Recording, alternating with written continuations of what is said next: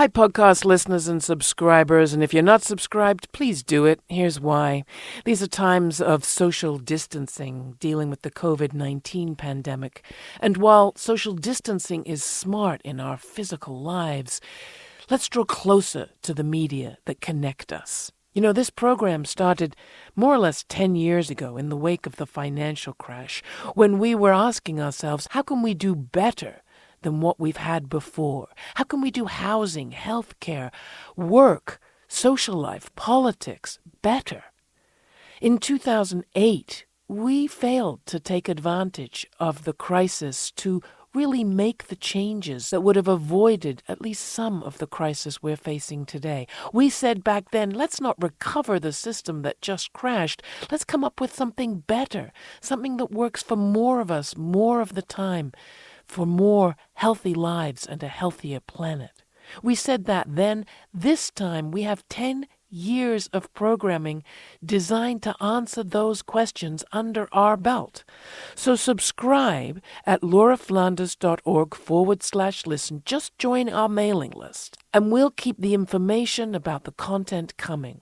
And if you want to be part of our community that supports the production of this content going forward and get full access to all the extras we're going to be providing in these times, subscribe. You can do it for as little as $3 a month. Join our community at patreon.com/The LF Show, where you will find links dedicated to every issue and every episode we release, reading lists, suggested viewing and watching, information for you from us and from others that will help you go deeper into the issues that are so critical for all of us today. Consider becoming part of our community and help us help you through these times. Thank you. Now on to this week's show. Hi, I'm Laura Flanders, and this is The Laura Flanders Show, the TV and radio program that seeks to raise radical spirits by interviewing forward-thinking people with real-life models of shifting power from the few to the many in the worlds of arts, entrepreneurship, and governance.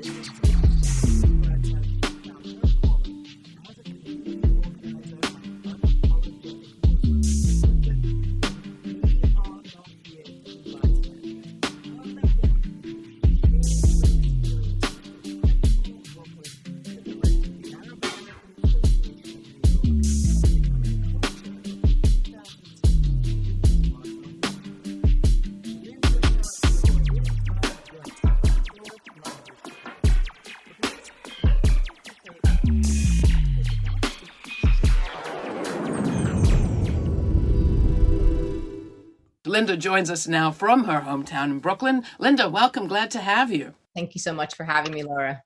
So let's start with right now. I'm talking to you from a little cabin upstate where I've been sheltering in place for a month. You're talking to me from Brooklyn. What are you seeing and what are you doing right now in these times of shutdown? You know, Laura, it's really hard for me. I'm an organizer. I'm a mobilizer. My work every day is to get up and go out on the street, meet new people, and organize them to do something. And so being sheltered at home has been very difficult for me. I'm in Brooklyn. Brooklyn is not the Brooklyn that people know. It's very dark and ominous. Ambulance sirens all day long. I live in between two hospitals. I also labeled a NORC, a natural occurring retirement community out in Southwest Brooklyn. So a lot of my neighbors are elders, and ambulances are on my street at least once or twice a day. And so it's scary. Fear is not something I choose, but it's a lot about how people are feeling around me. So there's a lot of death, a lot of pain, a lot of trauma. And, it's empty out in the streets. It's not the Brooklyn that everybody knows. This period, I mean, your community has been in virtual lockdown before, thinking of the period right after 9/11. Is this moment triggering stuff for people where you are? Absolutely. I mean, as a New Yorker, the sirens, and I being part of a community that not only was directly impacted by 9/11 as any other New Yorkers were, we then had to feel the aftermath of becoming the suspect community, somehow being connected to something that had nothing to do with us. So I feel the same ominous, the same darkness that I felt immediately after the horrific attacks of 9/11. And for many Muslims, as you know, Muslim women decided not to go out, to go to the grocery store. Many of them would not even take their children to school for the first maybe week or two after 9/11, because the bottom line was it wasn't safe for many of us, and many, particularly immigrant women in our community, who did not feel safe wearing hijab and going out.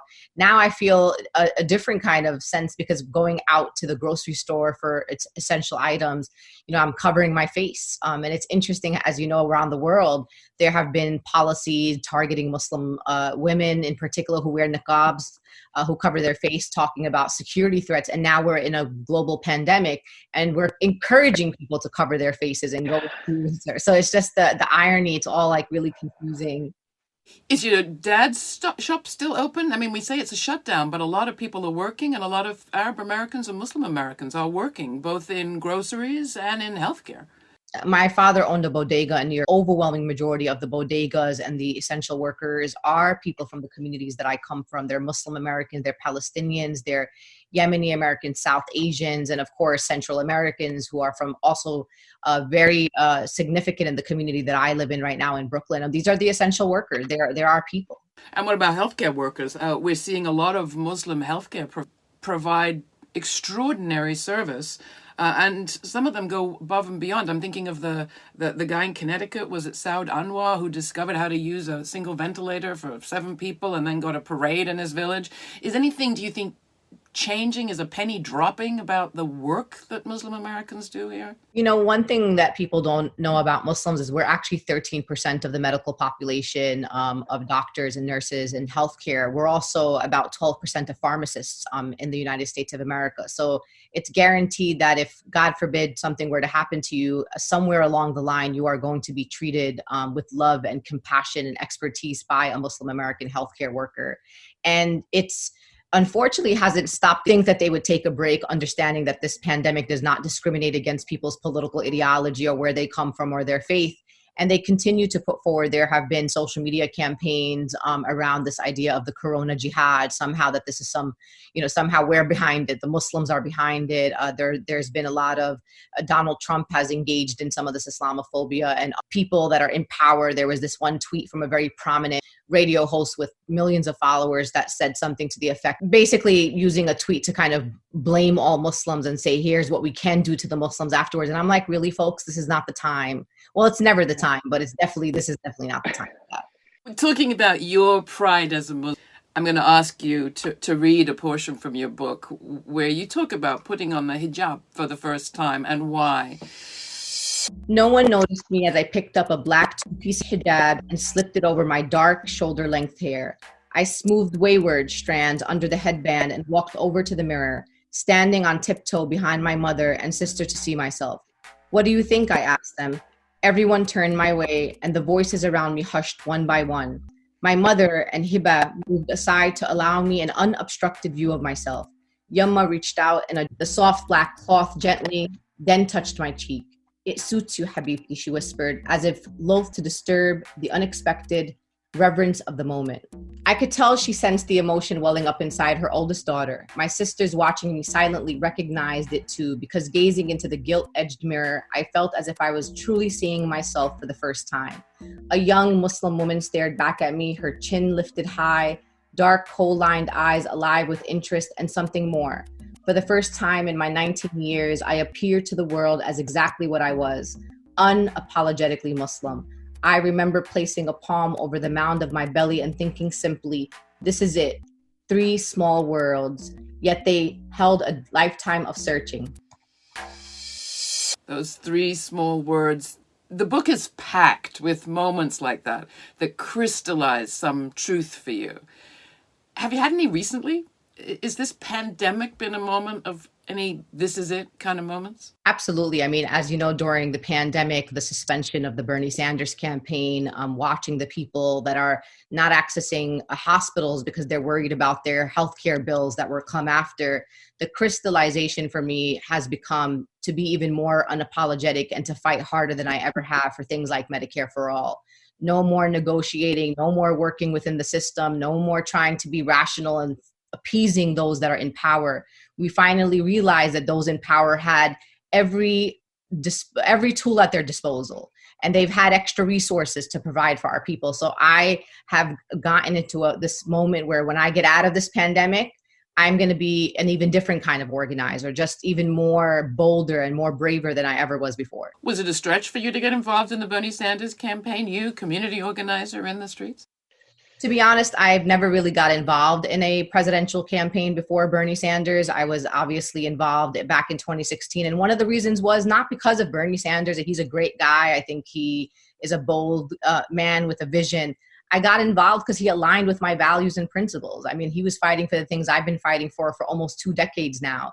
And he also did something that our country thinks is really radical, that he claimed that the Palestinian people were people who deserved human rights, and that they too should be spoken for and spoken about, and that they too deserve to have human rights. And for me, that was something that I hadn't heard in national politics before. And so that was a big motivating factor for me to support Senator Bernie Sanders.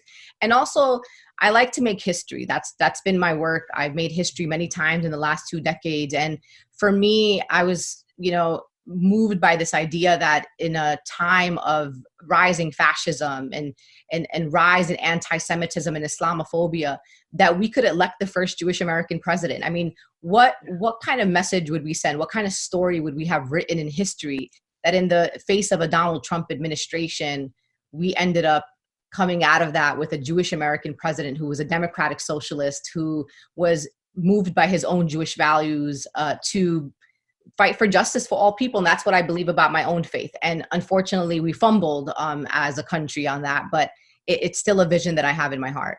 So Joe Biden, can you get behind him? Do you think he can win? I think for me, I've started to frame this in my mind in a way that makes sense for me and makes sense for my values and my principles. And for me, Joe Biden is the person I want to choose as my opponent in the White House. I'm not choosing him because I think that he's going to be the greatest president we ever had. I'm not choosing him because I believe that he aligns with my values and principles, but I'm choosing him because he's not a fascist. And I believe as an organizer and a mobilizer that I can organize our country and organize progressives and organize people of color and immigrant communities to push Joe Biden to be held accountable to our communities, to push him to be better on the issues that we care about, and to build the political will for him to do what he needs to do, for him to say, listen, I'm being pressured. I have to do the right thing because these people are organized. I don't believe that we can do that under a Trump administration. This is the Laura Flanders Show. I'm Laura. My guest is Muslim American activist Linda Sarsour. She is the former executive director of the Arab American Association of New York and a whole lot more. We're discussing her recently published memoir, We Are Not Here to Be Bystanders. Please take a moment to subscribe to our mailing list at lauraflanders.org. And while you're there, get all of our extra content, like our new online series, Forward Thinking on COVID-19, by becoming a subscriber. This week, my forward thinker is Patricia Mercado Sanchez, founder and director of Conexión Migrante. And check out my latest commentary, COVID by the Numbers. It's a bit grim, but I think you'll share the feeling. Again, you can sign up at lauraflanders.org. Next, good or bad, Trump has been a catalyst. I ask Linda Sarsour what she thinks of where we stand right now in relation to him and our democracy. Here's Marching the Hate Machines by Thievery Corporation, featuring Frank Orrall from their new album Symphonik Version, courtesy of ESL Records. And we'll show them that it's not them who is superior. No, said it's gonna be bad, yeah, it's gonna be wrong, but it's gonna feel so good. Marching the hate machines into the sun.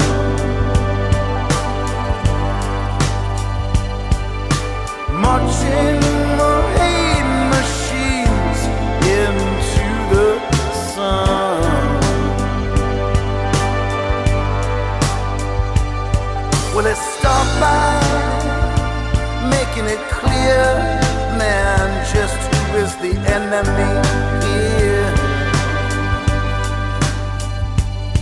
And we'll show them that it's not them who is superior. No, no, no. You talk about Trump as a fascist. I'd love you to elaborate on that. But to talk about him as a catalyst too, good and bad. He catalyzes things. What do you think of where we stand right now in relation to him and our so-called democracy? Donald Trump is a dictator.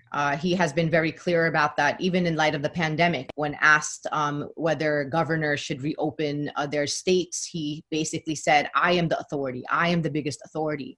He is a man who wants to bust unions. He has defunded the National Endowment of the Arts. He has targeted different communities in this country, including Muslims and Black people and undocumented immigrants and LGBTQIA people. He has caged children and separated them from their mothers, and they may never, ever be reunited with their mothers. He is a warmonger. As we know, there have been many before him, but he's also a warmonger as well. He has surrounded himself with some of the most bigoted, xenophobic, Islamophobic, anti-Semite, white nationalists. He has praised white nationalists. This is a dangerous presidency. This is not just one that continues to oppress and impact our communities as we've seen in the past. But if we allow him 4 more years, we could potentially be in a situation that we cannot remedy. And especially when it comes to the Supreme Court. If he gets another appointment on the Supreme Court, we can lose the Supreme Court for the next 4 to 5 decades. One of the things I'm trying to get my head around is around this discussion around contact tracing. Because on the one hand, communicable disease, it sounds important and critical even for public health. On the other hand is the history of everything we know about policing the body and policing certain bodies and our sort of stalker state, as I've had one guest call it. Your people have been in a registry before, after 9/11, and probably since that we don't even know. How are you thinking about this contact tracing, plotting who people have contacted, perhaps using technology in the name of public health? I think for me, I'm obviously committed to finding the other side of the pandemic, the end of the pandemic, because it has disproportionately hurt immigrant communities and Black people in many cities, as you know, in Detroit and in places like Milwaukee. Close to 80% of the deaths are Black people. And so there's something to say about that this pandemic has reinforced the disparities in our healthcare system.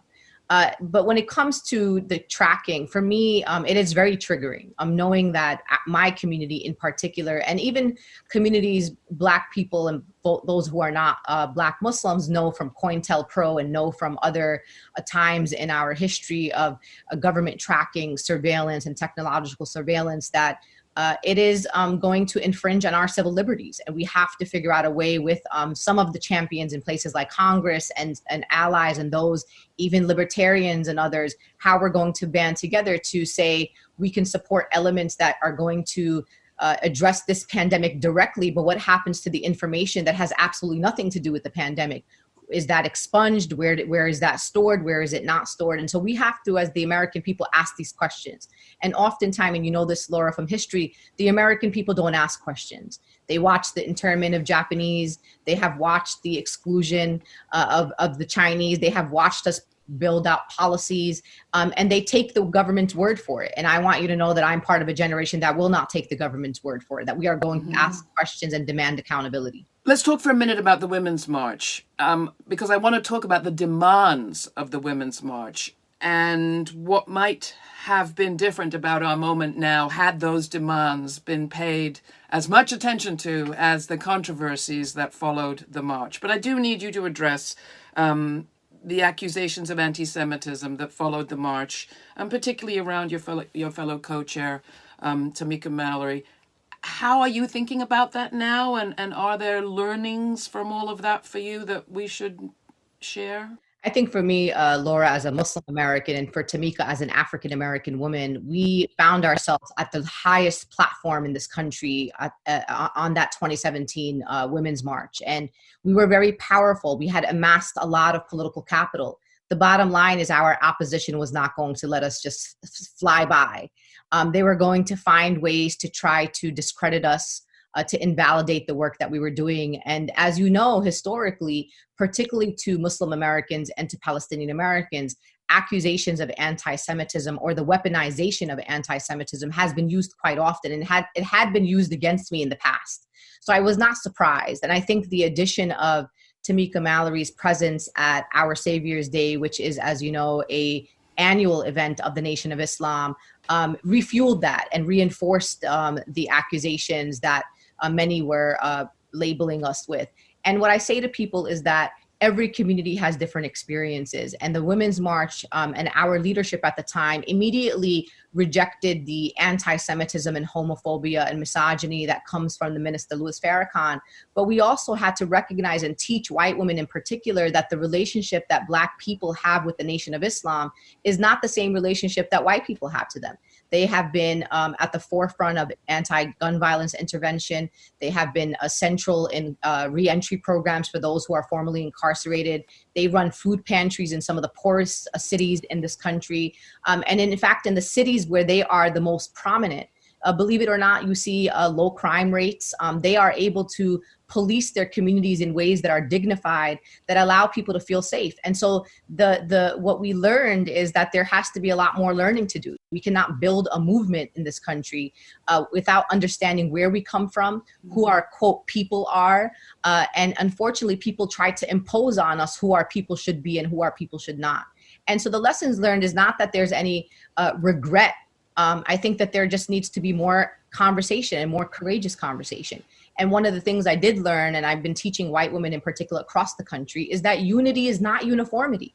I'm not trying to be part of a movement where we are all the same and we're all believe the same things, because it's not possible. I'm a daughter of immigrants. I live in the city. I have a different experience than a white woman in Arkansas or a white woman in even San Francisco. And so that has been the learning process. And I think white women understanding the severity of the issues that we are being impacted by in this country, and understanding that the boldest and the bravest people at the front lines of the movements are us, are women of color. And so if we are delegitimized, if we are discredited, it discredits our entire movement. So unfortunately, some women have fell for the slander and the vilification, have not given their women of color sisters the benefit of the doubt and the opportunity to have these deep conversations. And I hope that that was a learning experience for folks. Yeah, you've certainly given plenty of white women, including myself, plenty of benefit of doubt about many things. So I thank you for that, and we keep on learning. I'm talking with Linda Sarsour. Her book is We Are Not Here to Be Bystanders. And in it, you mentioned Basma. You talk about your mentor, your second mom, I think you call her, legendary community organizer. What would she be doing in this moment when it's hard to do community organizing in the way that she did it? Invite people over, share food, share things, comfort physically. How do we do it? How are you doing it? Basma would be the woman with the mask delivering groceries to people's homes. She would be the woman organizing donors in our community to ensure that the least of us have just as much as those who have an abundance of things. That's just who she was. And she was willing to risk her life for it. And right now in this moment, as you know, there have been these mutual aid groups that have been created across the country. We have them here in New York City, and I'm a proud member of one. And it's some of the most heartbreaking work. When just a few weeks ago, I went to the home of a older Bangladeshi woman who has a daughter who lives in Oregon and then has another daughter who lives in Bangladesh. And believe it or not, they contacted us through Facebook, through this mutual aid group that they found just based on location. And here's a woman who lives alone, 70 years old, severe asthmatic, who is terrified of even leaving her front door and not able to get groceries, is on public assistance. And that for me, looking at her, seeing almost, your grandmother in her, just tells you the amount of vulnerable people that are trying to figure out how to move through this pandemic, some whom we may not know. And Basma taught me always, she said, you cannot go to bed knowing that your neighbors are hungry. You cannot go to bed knowing that there's someone in your midst that needs you and you are able to offer a service and you are not doing that. And so in this time, that's the kind of organizing and, the limited organizing that I've been able to do just to make sure that I still have that spirit inside of me, that that flame inside of me doesn't go away. And that means building those relationships and telling somebody, I got you, here's my number, whatever you need, I'm here for you. And I do that in my neighborhood. I wrote little notes and I sent them in the mailboxes because there's a lot of old people in my block here in Bay Ridge. And I said to them, I'm your neighbor. Here's where I live. This is my number. If you need anything, just let me know. And that's how simple organizing is. It's just letting somebody know that I got your back and I'm here for you. Basima Atwa, may she rest in peace. She passed away May 6th, 2005. Much missed. You mentioned grandmothers. Yours lived in your family's Palestinian village in El Bire. What do you carry with you from that village? And how do you carry Palestine and foreign policy in your heart, even as the domestic demands of politics here are so great? And many people are inclined to say, let's just deal with this right now. We can't deal with that. Absolutely. I mean, that's one of the major reasons why I've been a target of the right wing, and particularly right wing Zionists, because I do carry Palestine with me everywhere I go. It's who I am. And I do it for my grandmothers and my great, great, great grandmothers in Palestine, who, as you know, I am a manifestation of their story. And my grandmothers were born before the creation of the state of Israel. There was a story before the state of Israel. And I'm able to tell that story because I am a descendant of people who lived and coexisted with Christians and Jews before there was ever a state. And so I tell that story, and I'm able to challenge Zionism. I'm able to challenge the long-standing foreign policy of the United States of America. When I fight for Medicare for all, Laura, what I tell people is, here you are fighting for healthcare. Just this idea that healthcare is a human right, and you're fighting for that in America and the land of abundance. But we have trillions of dollars that we send the state of Israel in military aid that is used to occupy the Palestinian people, who are me. And so our allies in the movement, they look at me and they say, well, that's not okay. That's not right. When I work on issues of policing, we know that the U.S. police forces across the country go to Israel to be trained. They are getting their training from the from Israeli state police. And so I get to make the connections between stop and frisk and the type of stop and frisk and policies that we see that are implemented against the people of Palestine. When I would talk about the prison industrial complex, and you think about corporations like G4S, which not only imprisons Black and brown people and profits off of them in America, they also imprison people in Palestine and are profiting there. So I am able to show up in the movement as an intersectional leader that basically teaches people that our liberation as Americans and our domestic policies intertwine with people all over the world, including in Palestine. And that is the threat to the opposition. The minute you start making global connections, that's when the opposition is like, you crossed the line here. So they're fine with me fighting locally, organizing my local community. The minute we start going broader and we go international, that is when we become a threat to the status quo in this country. But to shift the status quo is going to require a lot of people taking a lot of unpopular stands. Two questions for you. One, what can you teach us about dealing with that, people's attacks, because you've got a lot of experience? And then finally, you started by talking about yourself as a mom and your kids. Where are they getting pleasure in this period when most teenagers are not getting to be the teenagers in the regular way? You know, my kids are like any other children. And I actually, believe it or not, I've explained to my children that this idea of staying at home, these lockdowns, are things that Palestinians experience quite often in Palestine, and telling them that maybe this was a way for them to really understand the plight and the struggle of the Palestinian people, who often are under curfew, who often are being told to stay home, sometimes days and weeks at a time. And I said, you're lucky you don't have to experience more things like shutting off of electricity and shutting off of water. So that's the kind of mom that I am. And, you know, so where's the pleasure, Linda? Where's the pleasure? You know, their students are still in contact with their friends at school, you know, obviously watching television, we watch movies together. And of course, FaceTiming family, you know, we are able to FaceTime family both here and in Palestine. So having that family connection, and, you know, being able to do exercise literally right on our sidewalk, right outside the house, making sure they stay active. But to your question about, you know, this upcoming administration, and, you know, it's hard for me to say this, but yes, we hope that it is a Joe Biden administration. And we're going to have to be in opposition. We're going to have to resist this administration, regardless that they are Democrats. And it's going to get us the wrath of many people, including neoliberals and other Democrats, and people who are going to say, you just don't like anybody, you know, you just want to be in opposition to everything. And I have been in a position, a very unique position as an organizer. I've received the wrath of everyone from the right all the way to the left, and everybody in between. And my thing is this: I have convictions, I have values, I have principles, and I stick to them. I do not cower to whoever likes me and whoever doesn't like me. And if you don't have enemies, Laura, in this work, then you're just not doing it right. And that's how I know. When everybody's pleased with me, I have to go back and reflect because I'm doing something wrong. So I'm prepared for the opposition, all types of opposition, and I hope others are, because really our lives depend on it. Linda, thank you so very much. Thank you. You can find more information on my guest, Linda Sarsour, and her recently published memoir, We Are Not Here to Be Bystanders, at patreon.com/The LF Show. That's also where you can follow our series, Forward Thinking on COVID-19, and receive a whole lot of other extras by becoming a Patreon partner. We're about to kick off our May Day to Memorial Day membership drive, so please consider joining our Patreon partners by becoming a sustaining member, committing $5 or $15 or $50 a month at patreon.com/The LF Show. We may be independent of corporations and government, but we are dependent on you. During this time of social distancing, we are pulling you ever closer. Please do your part, and thanks for listening. This show is produced by yours truly, Laura Flanders, with Matt Colicello, Natasha Gaspard, Nat Needham, Jeannie Hopper, Jeremiah Cothran, Dominic Marcella, and Mercedes Gorostiago. Until the next time, be kind, stay curious. I'm Laura.